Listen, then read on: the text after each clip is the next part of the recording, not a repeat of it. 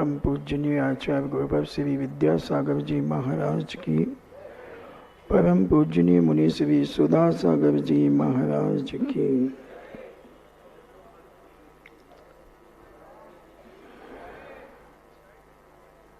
पूज्य आचार्य श्री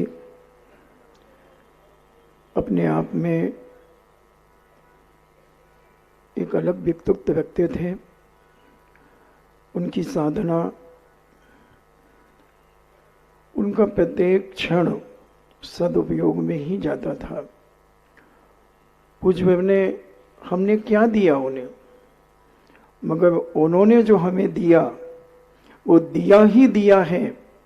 हमारे अंधकार को उन्होंने प्रकाशित किया है। इस भौतिक बात में श्रमण संस्कृति शिथिलाचार्य की ओर बढ़ रही थी। आचार्य ज्ञान सागर जी महाराज को बड़ी वेदना थी कि आने वाले समय में श्रमण संस्कृति का क्या होगा। बहुत विचार किया करते थे, मगर विद्याधर के आने के पहले 5 साल पहले उन्होंने उनके पास जो स्वाध्याय करते थे लोग, उनसे कहा कि मैं समाज को एक ऐसा हीरा देके जाऊंगा कि समाज पीढ़ी दर पीढ़ी याद रखेगी। तो लोग उनसे कहते थे कि महाराज इस उम्र में आपसे कौन दीक्षा लेगा, आप 60-65 साल के हो गए, आपसे दीक्षा कौन लेगा। मगर वो कहते थे कि जब हम समाज को एक हीरा दे के जाएंगे तो समाज याद करेगी। ज्ञान सागर जी महाराज की पूरी भावनाएं आचार्य श्री ने पूरी की। हम सोचते हैं कि उन्होंने केवल अपनी आत्म साधना की, आत्म साधना के साथ साथ उन्होंने हमें क्या नहीं दिया। राजनीति के क्षेत्र में उन्होंने अपने विचार व्यक्त किए, भारत की सुरक्षा के लिए उन्होंने अपने विचार व्यक्त किए, प्राणी मात्र की रक्षा के लिए, गौवंश की रक्षा के लिए उन्हें सैकड़ों गौशालाओं के लिए आशीर्वाद दिया। दीनहीन गरीब व्यक्तियों के लिए उन्होंने हाथ कर रखा। भौतिकवाद में बहने वाली बालिकाएं, बेटियों के लिए उन्होंने प्रतिभा स्थली के माध्यम से जो संस्कारित किए जा रहे बच्चे, उन्होंने स्वयं संयम की ओर बढ़कर के अभी तक जितना इतिहास मिलता है सबसे अधिक संयमी और त्यागी व्यक्ति बनाने का श्रेय अगर किसी को जाता है तो वो पूज्य आचार्य गुरुवर विद्यासागर जी महाराज को जाता है।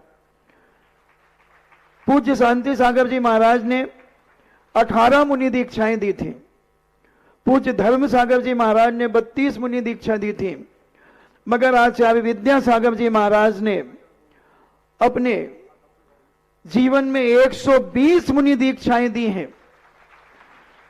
175 करीब आरिकाएं दीक्षा दी हैं।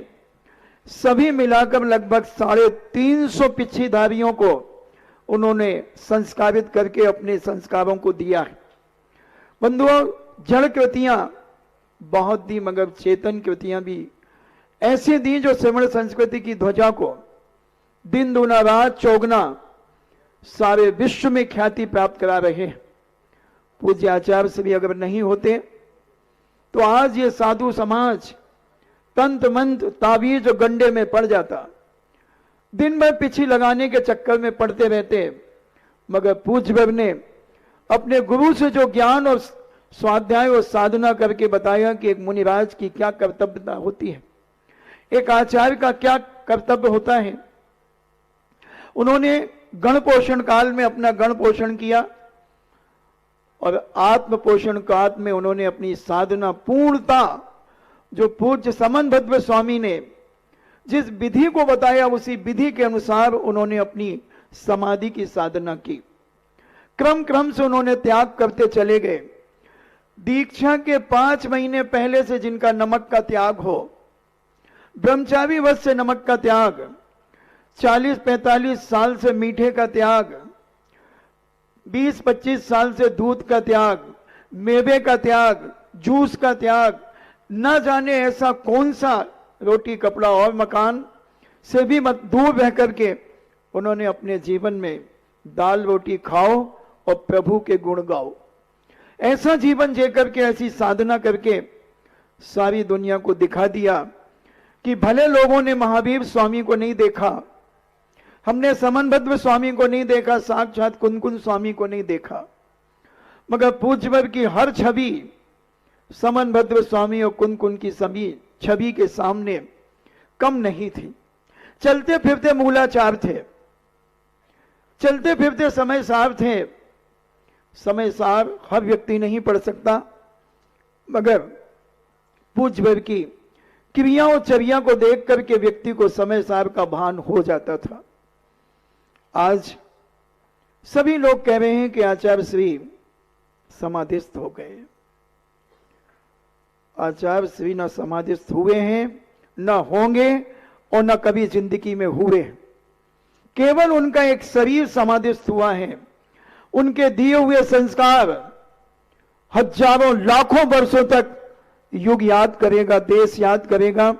उन्होंने जो संस्कारित किए हैं, आज कम से कम 500-700 ब्रह्मचारिणियां जो बाल ब्रह्मचारिणियां हैं, 400-500 ब्रह्मचारी जो यत्य तत्य धर्म की ध्वजा को फहरा रहे हैं। बंधुओं, मात्र एक शरीर जाना और आना, ये तो उत्पाद व्यय धौप युक्तम सत, ये तो उत्पाद और व्यय होता ही रहता है। मगर उन्होंने जो अपनी आत्मा को परमात्मा के रास्ते में ले जाकर मार्ग चुना है और जो संस्कार बिखेरे हैं समाज के पास, वो ये युग आचार्य विद्यासागर का युग माना जाएगा। हर व्यक्ति के अंदर आज जैन अजैन, चाहे वो प्रधानमंत्री हो, चाहे राष्ट्रपति हो, चाहे मुख्यमंत्री हो, सबके अंदर एक वेदना है, एक टीस है। मोदी जी ने भी अपने विचार व्यक्त किए, मध्य प्रदेश के मुख्यमंत्री ने भी अपने विचार किए, छत्तीसगढ़ के मुख्यमंत्री ने भी अपने विचार दिए, और न जाने लाखों लोगों ने अपने विचार व्यक्त किए। और ये विचार, संस्कार और संस्कृति को जीवित करते हुए पूज्य को दुनिया की कोई ताकत भुला नहीं सकेगी। बंधुओं, जब तक ये भारत देश रहेगा, जब तक पूज्य आचार्य श्री का नाम इस दुनिया में ख्याति प्राप्त करता रहेगा। भले वो हमारे बीच से चले गए, मगर हमारे हृदय से कोई दुनिया की ताकत उन्हें हटा नहीं सकती। वैष्णव दर्शन में एक चर्चा आती है कि जब एक सूरदास जी कुएं में गिर गए, कृष्ण जी ने उन्हें निकाला और उनका हाथ पकड़ करके निकाल करके जब वो हाथ छुड़ाने लगे तो सूरदास जी ने कहा, बाहें छुड़ाए जात हो मोए निर्बल को जान, हृदय से जब जाओगे तब जानू तुझे बलवान। कि जिस दिन तुम मेरे हृदय से चले जाओगे तो मैं तुम्हें बलवान मानूंगा। उसी प्रकार मैं कहना चाहता हूं, क्योंकि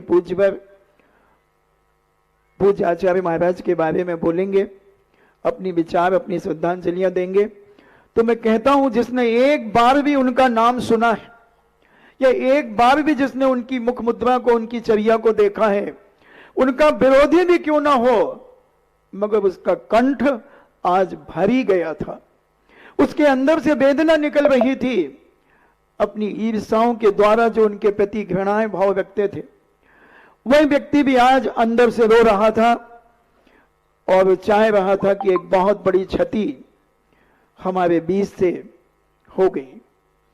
कोई बात नहीं, जीवन आता है और चला जाता है, मगर जो उन्होंने दिया है उसको अपने जीवन में प्रत्येक जीवात्मा सजो करके रखें।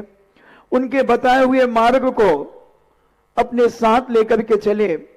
पूज्य आचार्य श्री की अभी एक क्लिपिंग चल रही थी, वो कह रहे थे, लोग पूछते कि महाराज हम क्या करें, वो कहते हैं कुछ मत करो, जहां बैठो वहीं अरण सिद्ध करो, वहीं बैठकर के अरण सिद्ध करो, सब कुछ तुम्हें मिल जाएगा। कहीं खोजने की जरूरत नहीं है। अपने अंदर जितना हम संतोष और परिणामों को निर्मल रखें, वही संलेखना और समाधि की साधना है। और मेरी भी भावना है कि पूज्य बाबा ने जिस विधिवत अपने जीवन का अंत किया, उसी प्रकार मेरा भी अंत हो।